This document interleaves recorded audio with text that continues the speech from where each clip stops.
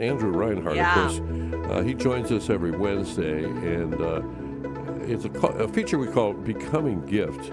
And we find out from him what's going on today, because he's not in studio now, but he filed this report. He was kind of tied up, so Okay. kind of like Dave. He's not in the studio, Yeah. but here he is. Good All morning, right. Pat, Dave, and Ron. Today, I wanted to return to the core theme, the relationship between health and holiness. A few years ago, I saw an advertisement for a Catholic conference that said, "To be healthy means to be holy, and to be holy means to be healthy." At first, honestly, that really appealed to me. I thought, yeah, it is important to be healthy, to live a life that's full, that's vital, to be close to the Lord, and vice versa, that if we're holy, we're probably going to be healthier too. But there's something about that as I contemplated that line, it sat with me for a couple of days. And I thought, there's something wrong with that. I thought of examples of lives of the saints where there were certain saints that struggled with chronic illnesses, or from a theological perspective, what was going on there. And as I wrestled with it, this is what I came to, that health is the perfection of our natural life, and holiness is the attainment of supernatural life. Health and holiness are interrelated and interdependent, but they're not the same thing. Health is really on the natural plane, and holiness is really something beyond that. I want to talk about this dynamic a little bit. Our Catechism gives us the framework for this, the basic framework, in paragraphs 2288 and 2289. It says, life and physical health are precious gifts entrusted to us by God. We must take reasonable care of them, taking into account the needs of others and the common good. Right, so the Catechism is telling us here that we should strive to be healthy. We should try to take care of ourselves. We should try to sleep well and eat well and exercise and do all these important things to care for ourselves. But the next paragraph goes on and moderates this. In 2289, it says, if morality requires respect for the life of the body, it does not make it an absolute value. It rejects a neo-pagan notion that tends to promote the cult of the body, to sacrifice everything for its sake, and to idolize physical perfection. So, yeah, we're supposed to strive to be healthy, but it's not an absolute good.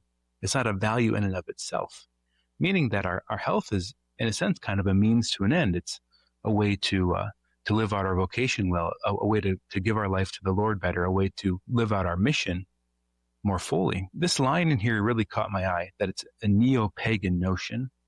And as I've contemplated that line, it's made me think that, in fact, this idea that if health and holiness were the same thing, we would be flattening out the distinction between the natural and the supernatural.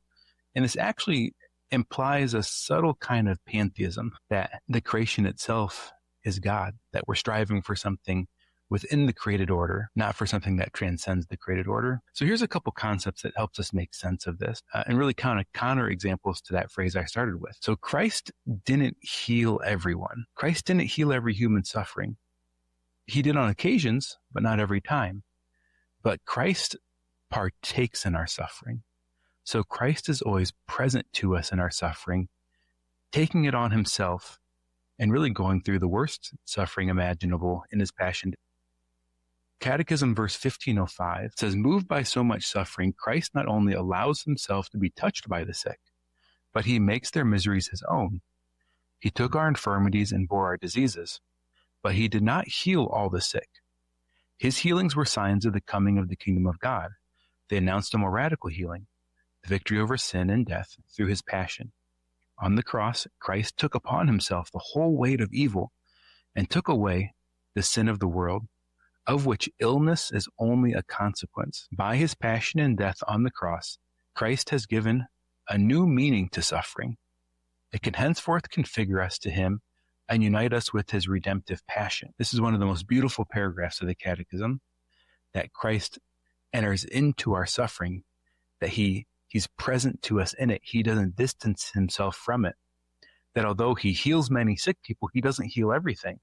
And when he doesn't heal us, he's not condemning us, but he's entering into that suffering with us in order to what? Draw a greater good out of it. Because illness, sickness, injury, all of these things that damage our health, they're all a consequence of sin, maybe not because of our actual sin, but as a result of the original sin and evil entering into the world. And this idea that we can now unite our sufferings to his redemptive passion. So suffering something that might otherwise be meaningless, in light of Christ's redemption, can take on a new meaning. It can enter into a purpose.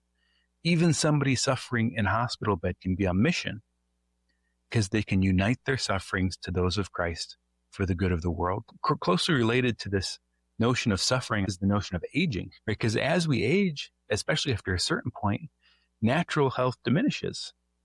You get weaker, you get more frail, you're more prone to illness. You've probably picked up a few diseases and a couple medications along the way.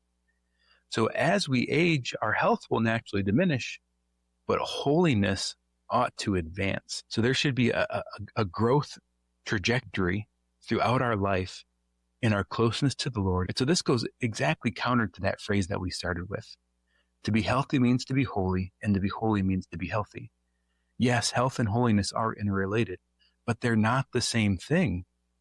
Because just to that phase of life, that last phase of life, where we're probably going to be the sickest, right before we die, ought to be the time we're closest to the Lord and holiest. And this deep mystery, really kind of the problem of evil, Christ entering into our suffering, Christ not healing everything, that we're no longer made for this world. We're made for a new heaven and a new earth. We're made for a supernatural life. And so our faith oftentimes calls us to give up our health in some ways in order for a greater good. It's like that mother who sacrificially gives her body to have another child. Or it's that priest who wakes up in the middle of the night to go and anoint someone. Or it's that religious friar who takes on a vow of poverty, and as a result, he's not eating the healthiest food because he eats whatever his community gets when they beg. These are all examples where people are giving up health in order to strive for something supernatural, something that transcends the natural order. So as we're applying this to our own life, it's worth just spending some time with that.